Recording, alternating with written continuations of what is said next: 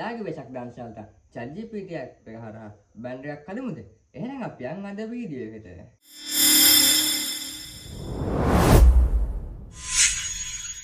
අර සාදරයෙන් පිළිගන්නවා සකිත් එක් YouTube channel එකකින් තවත් අලුත් education වීඩියෝ එකක් සමග.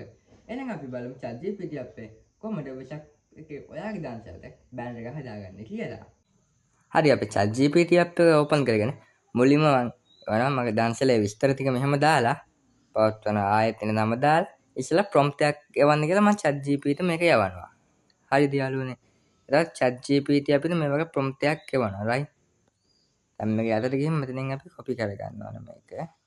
හරි දැන් ආයේ මේ chat එකෙන් අපි අයින් වෙලා ලොකු chat එකක් ඕපන් කරලා මේක මෙතන දීලා මේක දැන් අපි යවනවා ChatGPT app එකට.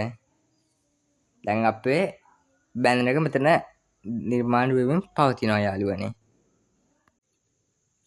හරි යාළුවනේ. දැන් අපි දුන්නේ විස්තර අනුව ChatGPT අපි නිර්මාණය කරලා දුන්නා මෙන්න මේ බෑනර් එක. අපි දැන් මේ උඩ ක්ලික් කරලා මේක අපේ ගැලරි එකට සේව් කරගන්න ඕනේ යාළුවනේ. හරි. එහෙනම් අදට ගිහින් ඉන්න තව ලස්සන වීඩියෝ එකකින් හම්බෙන්න තුරු පරිස්සමෙන් ඉන්න මගේ යාළුවෝ හැමෝටම ජය වේවා.